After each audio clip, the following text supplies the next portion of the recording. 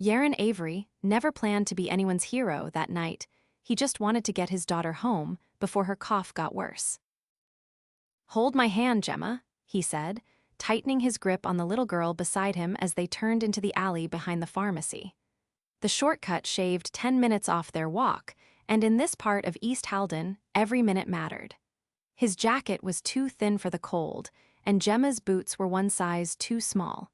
But when you worked 3 jobs and still couldn't afford daycare, you made do.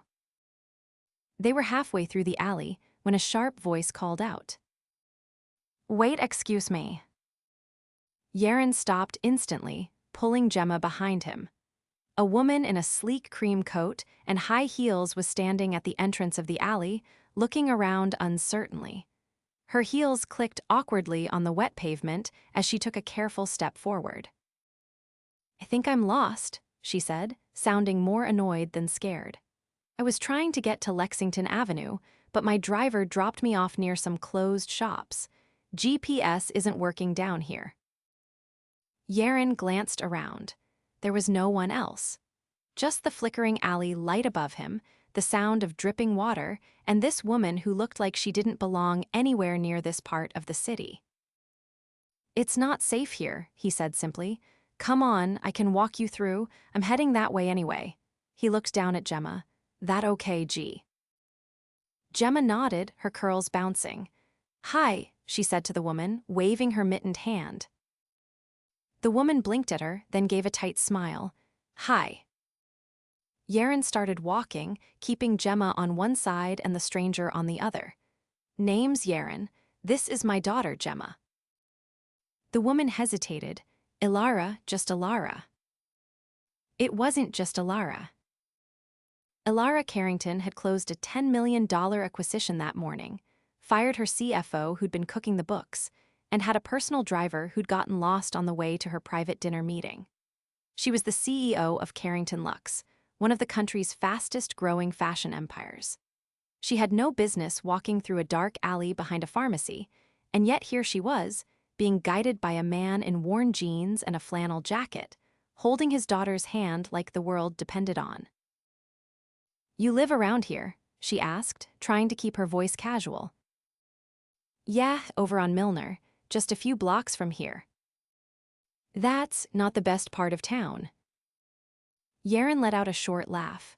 "No, it's not, but rent's cheap and Gemma's school is nearby. That's what matters." "You a single dad?" "Yeah," he said quietly. "Her mom left when she was 2, said she wasn't made for this life. Guess she meant being a parent." Elara glanced at him. The way he said it, no bitterness, just tired acceptance. It made something tighten in her chest. She didn't know why. She dated men in suits who drove Bentleys and sent her orchids with handwritten notes. But none of them had ever sounded like this.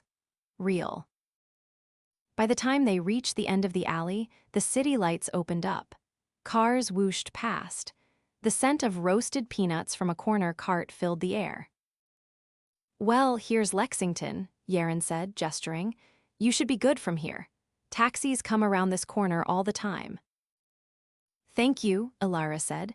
She should have left it at that, walked away and called her driver. But something made her glance back at Gemma, who was now squatting on the sidewalk and petting a stray cat. "She's sweet," Elara said softly. "She's everything," Yaron replied. It slipped out so easily, so honestly. Elara looked at him again, really looked. Strong jaw, stubble, tired eyes, hands calloused from real work, and something else, something solid. Like if the world fell apart, he'd still stand. A cab pulled up. Elara hesitated, then pulled a small velvet pouch from her coat and held it out to Gemma. "For you." Gemma opened it to find a delicate gold bracelet with tiny stars. Her eyes lit up. "Elara, this is," Yaron started, shaking his head. "She can't take this." "She already did," Elara smiled. "And besides, I think it looks better on her than it ever did on me." Yaron opened the cab door for her. "Thank you," he said, "not just for the bracelet, for seeing his daughter, for not treating them like they were invisible." She paused inside the cab. "You ever do handyman work?" He blinked. Yeah, weekends mostly. Why? My office building's got a leaky sink. Give me your number. Yaron hesitated, then pulled a battered business card from his back pocket. Don't expect anything fancy. She took it, their eyes met. Good night, Yaron Avery. Good night, Elara. The cab pulled away. Yaron shook his head and picked Gemma up. What a random night, he muttered. Gemma leaned her head on his shoulder. I liked her. Yeah, he said quietly. Me too. He didn't know that the woman he just walked through a dark alley would soon change everything. He didn't know she was one of the richest women in the country, and he definitely didn't know she'd fall in love with him. But fate had already started writing their next chapter. The first time Elara Carrington saw Yaron again, it wasn't in a boardroom or a five-star hotel lobby. It was in the dim maintenance corridor of her company's flagship office tower, elbow deep in a utility sink. You said it was leaking, Yaron said, glancing up as she stepped into the room. Didn't mention it was flooding your entire break area. I didn't know it was that bad, she replied, folding her arms. The office manager didn't exactly elaborate. Yaron tightened a valve and wiped his hands on a rag hanging from his belt. His flannel shirt sleeves were rolled to the elbow, exposing strong forearms streaked with grime. He didn't look up again, just kept working, utterly focused. I didn't think you'd actually call, he said simply. I needed the work done, she said, trying to sound casual. And your card said 24-hour handyman. He finally looked at her. You don't seem like someone who trusts easily. I don't, she replied, but you were honest with your daughter. That counts for something. A small silence passed between them. The hum of the building's ventilation system filled it. Yaron stood slowly, testing the faucet. It ran clean. No drip, no hiss, just water. Fixed, he said. Efficient, she replied. He packed his tools quietly. What do I owe you? She asked. Nothing. Elara blinked. Excuse me. I didn't take the job for money, he said, zipping up the case. I came because you gave my daughter a bracelet she still won't take off to sleep.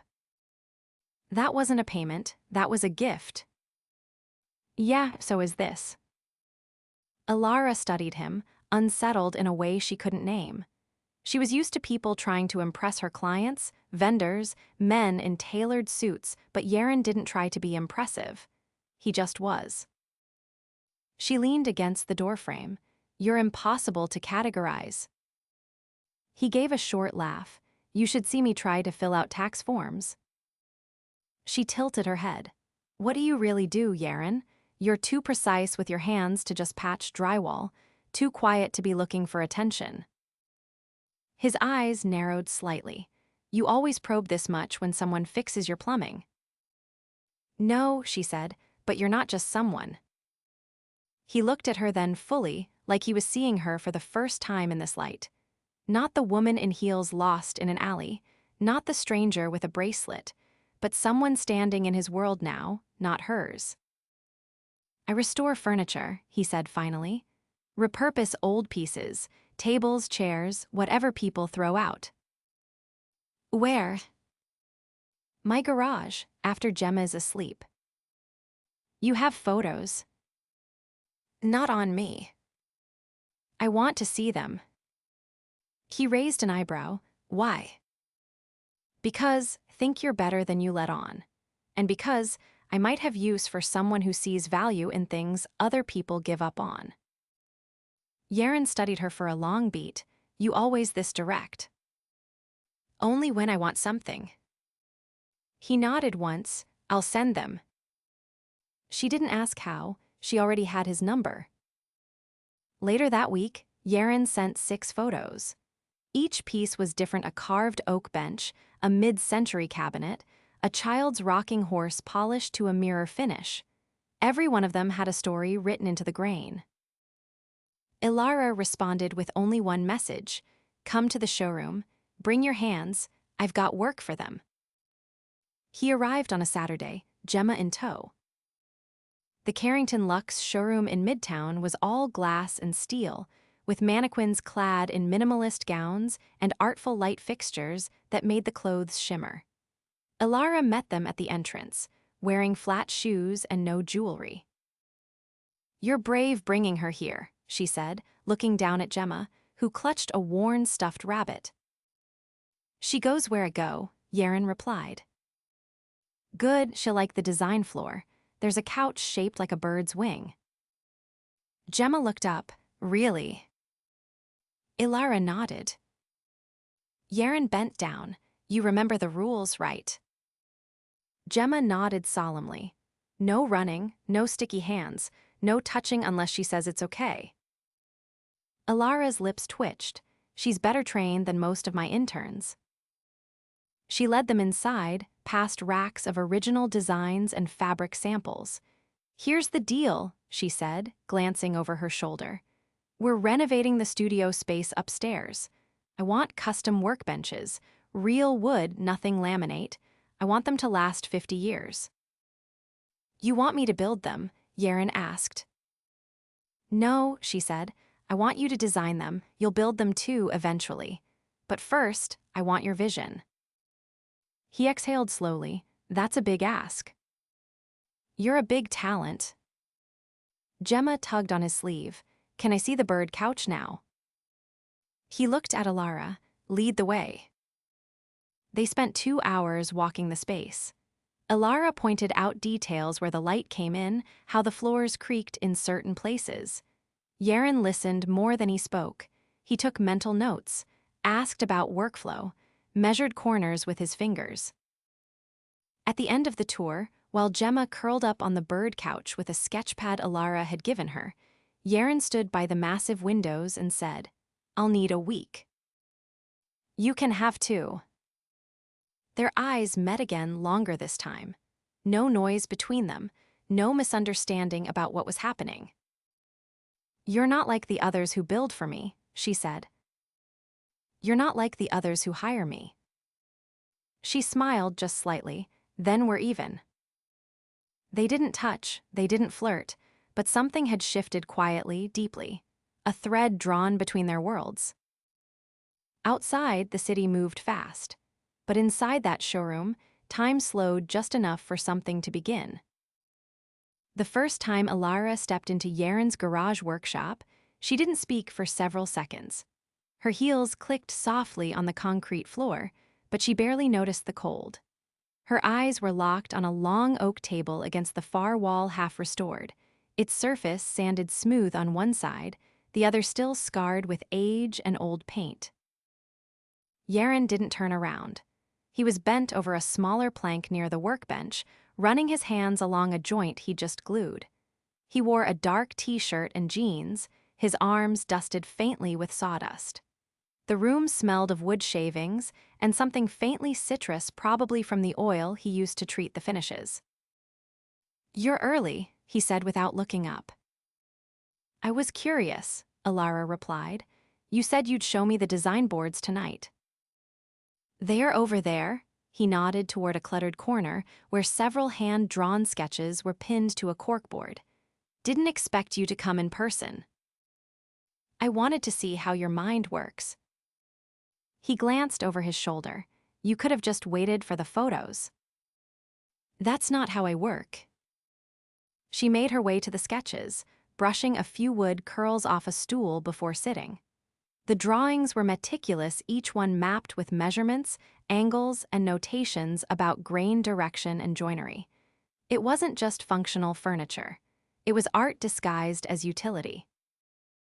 "You've never trained formally," she said. "It wasn't a question." "Nope." "But you measure like someone who's been building since birth." "My grandfather taught me. He used to say the wood tells you what it wants to be. You just have to listen." Elara touched the edge of one sheet, her fingers lingering. "These are perfect." "Nothing's perfect," Yaron said, "but I get close when I care." She turned to face him. "So you care about this?" I care about making something that lasts. That doesn't fall apart the first time someone leans on it. That kind of thing matters to me. Elara leaned back slightly, studying him in the dim light. Do you ever build just for yourself? No time. What would you build if you did? He paused, then wiped his hands on a cloth before resting them on the edge of the workbench. A cradle, he said quietly. One that doesn't creak. One I could pass down when Gemma's grown and has a kid of her own. Elara's voice softened. That's a long time from now. Maybe, but things happen fast. One day you're holding her for the first time, the next she's asking questions you don't know how to answer. She stood and walked to the table he'd been working on, trailing her hand along the edge. You're not what I expected. Neither are you, he said, finally meeting her eyes. They stood like that for a long moment, the quiet between them filled only by the distant ticking of a wall clock. Then a small voice broke the silence. Dad. Gemma padded into the workshop, wearing pajama pants and a faded t-shirt with a unicorn on it. Her hair was damp from a recent bath, curling wildly at the edges. Hey, Bug, Yaron said, kneeling. I thought you were asleep. I was, but the lights were on, and I heard someone talking. Elara crouched down to her level. Hi again. Gemma blinked, then smiled. You're the bracelet lady. Yaron stood, rubbing the back of his neck. I told her you might stop by, didn't think she'd remember. Can I show her my drawing? Gemma asked. If she wants to see it. Elara extended her hand. Lead the way. Gemma led her into the adjoining room, where colored pencils were scattered across a small folding table. She picked up a sheet of paper and held it out. It's a house with a garden and a dog. It's beautiful, Elara said. Is this your dream house? Gemma nodded, with big windows and a swing and a workshop for Daddy. Elara met Yaron's eyes over her head. After Gemma went back to bed, Yaron walked Elara to the door. She paused before stepping outside. I want to commission something, she said. I thought you already did. No, I mean something personal. He tilted his head. For yourself. Yes, I want a bench, one I can put in the window of my townhouse, somewhere it can sit after a long day, just quiet. He studied her carefully. What kind of wood? Surprise me. She turned to go, but he caught her wrist gently. Why me? He asked. She looked down at his hand before meeting his gaze. Because I've spent years surrounded by people who pretend to see me. You didn't. The air between them shifted. Neither spoke again, but when she walked away, she did so slowly, as if part of her wasn't ready to leave. The next morning, Yaron started sketching the bench. He didn't know what kind of life Elara had lived behind her glass office walls, but he knew what it looked like when someone needed a place to rest and couldn't find one. So he built her one, simple, strong, honest. And with every stroke of his pencil, he realized he wasn't just building for her anymore. He was building because of her. Rain fell in steady sheets outside Yaron's small house, the kind of rain that soaked into the bones and made the whole street smell like wet asphalt and earth. The sky had turned a deep gray, and the wind slapped against the old windows with impatient fingers. Inside, the warm glow of a single lamp spilled across the living room where Elara sat on the floor beside Gemma, both of them surrounded by paper scraps and glue sticks. Are you sure this is how the wings go? Elara asked, holding up a lopsided paper butterfly. Gemma grinned. Yup, they're supposed to look like they're flying, not perfect. Elara tilted her head. Flying and imperfect. I can work with that. Yaron stood in the doorway, a towel around his shoulders from drying off after a short trip to the corner store. He watched them for a moment, his daughter confidently guiding a woman who ran an empire, and Elara listening like she had something to learn. He stepped into the room, setting down a small paper bag. "I picked up those cookies you like, the ones with the cinnamon." Gemma jumped up and ran to the kitchen without another word. Elara rose more slowly, brushing a bit of glitter from her lap. "She's teaching me how to make things without overthinking. Not easy, apparently." He reached into the bag and handed her one of the cookies. "You're not doing too bad." She took a bite and chewed thoughtfully. "What would you do if someone offered to change everything for you?" Yaron leaned against the counter. "Define everything." "A different house, a better school for Gemma, a workshop 3 times the size of this one, all of it no strings." He frowned. "There's always strings." "Not this time," Elara said.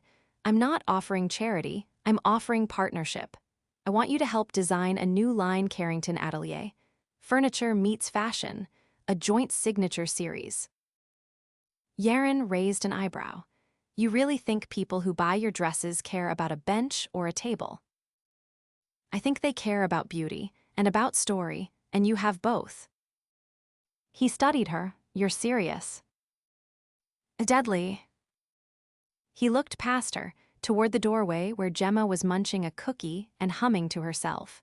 "What if I say yes?" Elara stepped closer, her voice quiet. "Then we make something together that neither of us could have made alone." He didn't answer right away. The air between them was tense, not with conflict, but with something more delicate possibility. She stood close enough that he could see the fine lines at the corners of her eyes, the ones that only appeared when she was tired or deeply focused. He wondered how long it had been since someone made her laugh without calculation. "Let's say I agree," he said slowly. "What does that mean for us?" Elara's eyes didn't flinch. "It means I stop pretending this is just about work. It means I stop pretending I don't think about you when I'm supposed to be thinking about board meetings." "And if it doesn't work out?" "I've built and lost entire companies," she said. "But if I lost you, I think it would hurt worse." The words hit him harder than he expected. He reached out slowly, brushing a strand of hair from her cheek. She didn't move away. "This is the part where I kiss you," he said. "I was starting to wonder if you ever would." He kissed her then, not with hesitation, but with the kind of certainty that came from knowing exactly what was at stake. It wasn't fast. It wasn't frantic. It was a promise. When they pulled apart, Gemma spoke up from the doorway, unbothered and still holding a half-eaten cookie. "Are you two gonna get married now?" Elara laughed, breathless. "Wow, straight to it." Yaron grinned. "That's not how it works, G." Gemma tilted her head. "Why not?" Elara crouched to her level. "Because sometimes grown-ups take a little longer to figure things out." Gemma considered that. "Okay, but get to be the flower girl." Yaron lifted her into his arms. "Deal." 3 months later, the debut of Carrington Atelier sent shockwaves through the design world. The signature pieces, crafted wood furniture with hand-stitched leather inlays, sold out before the official launch. Elara and Yaron were photographed together at the private unveiling in Paris, her in a midnight blue gown, him in a tailored jacket that still somehow looked like it belonged to a man who knew how to wield a hammer. They didn't announce their relationship. They didn't need to. But one night, after the last guest had left a rooftop dinner in Milan, Yaron pulled Elara aside and opened a small velvet box. Not in front of cameras, not at a gala. Just the two of them, under soft string lights and the sound of distant music. "Gemma already picked the dress," he said. "You just need to say yes." Elara didn't even look at the ring. She looked at him. "Yes." And when they returned home, the first thing Yaron did was carry Elara across the threshold of the very same house where he'd first built her a bench. He set her down in the front room, where Gemma had spelled out, "Welcome home," in cut-out paper butterflies. That night, they sat on that bench together, him, her, and the little girl who had unknowingly tied their worlds together. For the first time in a long time, Elara didn't feel like she was balancing anything. She just felt home. The morning sun filtered through gauzy curtains in soft gold strands, casting a warm glow across the Carrington townhouse, the one with the wide windows, tall ceilings, and the bench Yaron had built now nestled beneath an arched alcove. The scent of fresh bread drifted from the kitchen, mingling with the sharp tang of strong coffee. There was laughter, a bright, uninhibited kind coming from the dining room, where Gemma sat cross-legged on a chair, a crown of daisies perched crookedly on her head. Yaron walked in, sleeves rolled up, a dish towel slung over his shoulder. He set a plate in front of her. "No syrup this time," he said. "You drowned the last ones." "I like syrup lakes," Gemma replied, biting into the pancake like she was on a mission. Elara leaned against the doorway, barefoot, hair still damp from a shower, wearing one of Yaron's old shirts knotted at the waist. She held a small leather-bound book in one hand, her thumb resting between the pages. "You'll ruin her taste buds with how perfectly fluffy these are," she said. Yaron looked over his shoulder. "You saying I should sabotage breakfast?" "I'm saying you're setting an unreasonable standard. One day she'll go to college and think every pancake should taste like it was made by someone in love." He crossed the room and kissed her forehead. "She won't have to go looking, she'll come home." Gemma, mouth stuffed, raised her hand. "I'm still here." Yaron laughed and ruffled her hair. "We know, kiddo." Later that afternoon, Elara stood in the sunroom, flipping through fabric swatches. She was drafting a new capsule line for Carrington Atelier, one that would merge their two worlds even more seamlessly. She paused at a soft slate blue linen, running her fingers over it. Yaron walked in behind her, holding a steaming mug. "Need a break?" he asked. She turned. "I was just thinking about texture, something that feels lived in, not manufactured." He handed her the mug. "That's how I describe this life." She took a sip, then looked at him over the rim. "It still doesn't feel real sometimes." He stepped closer. "You mean the part where you fell for a guy with a garage full of tools and a daughter who watches cartoons at full volume?" "No," she said. "The part where someone finally saw me and didn't try to own me. You never once asked me to change." "You were already everything," he replied. She set the mug down and slid her arms around his waist. "I never told you how scared I was. When I offered you that partnership, I wasn't sure if you'd walk away. I thought maybe I'd pushed too hard." "I was scared too," he admitted. "Not of you, of what it'd mean to want something again, after so long of just surviving." She leaned into him. "We're not just surviving anymore." "No," he said, "we're building." That evening, the three of them drove out to the countryside. Elara had bought the land quietly, months ago, a wide stretch of green just beyond the city limits, where the air smelled like rain-drenched earth and wild lilacs. It was where she planned to build their future. Gemma raced ahead through the tall grass, arms outstretched like wings. Yaron carried a rolled-up blueprint under one arm. Elara walked beside him, her hand tucked into his. "You think she'll like having a yard?" she asked. "She's already planning where the dog goes," Yaron said. "Apparently it's going to be named Pancake." Elara laughed. "Of course it is." They reached a small wooden sign staked into the ground. It read, "Home in Progress." Yaron unrolled the blueprint and spread it on the hood of the truck. "Workshop faces the east, so I get the morning light. Studio in the back with skylights. Open kitchen. Big porch." "And the bench?" Elara asked. "Front and center," he said, "beneath a tree, somewhere we can sit after the world gets too loud." She studied the lines on the paper, then looked up at the land. "I used to think I had to earn peace, like I didn't deserve it unless I bled for it." He looked at her. "I used to think I'd never find it." She touched his jaw gently. "But we did." He covered her hand with his. "Yeah, we did." The sun dipped low, casting a golden glow across the field. Gemma cartwheeled through it, her laughter echoing. Yaron pulled Elara close, their foreheads resting together. "I want to marry you here," he whispered. She smiled, under the tree. "With family, friends, and pancake." She laughed, tears stinging her eyes. "Then let's build it." 2 seasons later, they stood beneath a canopy of leaves, the tree now full and strong, wrapped in white ribbon and twinkling lights. Elara wore a dress of pale ivory linen, simple and elegant, with a hand-stitched floral pattern across the hem. Yaron wore a charcoal suit, no tie, sleeves casually rolled.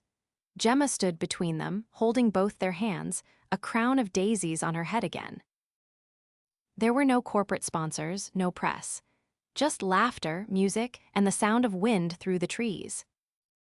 "I used to think love had to be complicated," Elara said, her voice steady, "that it had to hurt to mean something, but you showed me that love can be soft, strong, certain."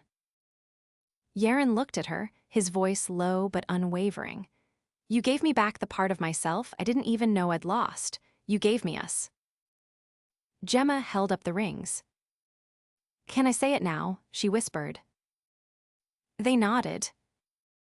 "You may kiss the bride." The kiss wasn't dramatic. It was quiet, reverent, a breath shared between 2 people who had already built a life before they ever signed a name. That night, the 3 of them sat on the new bench Yaron had built under the tree. Pancake, a shaggy golden retriever puppy, snored at their feet. The stars blinked above them like distant lanterns, and the porch lights cast a warm halo across the grass. Elara rested her head on Yaron's shoulder. "We're not just a story anymore." "No," he said, kissing the top of her head. "We're the ending people don't believe in until they finally get it." And in the stillness of that perfect evening, love didn't feel like a grand gesture or a sweeping climax. It felt like this. A home, a bench, a family, forever.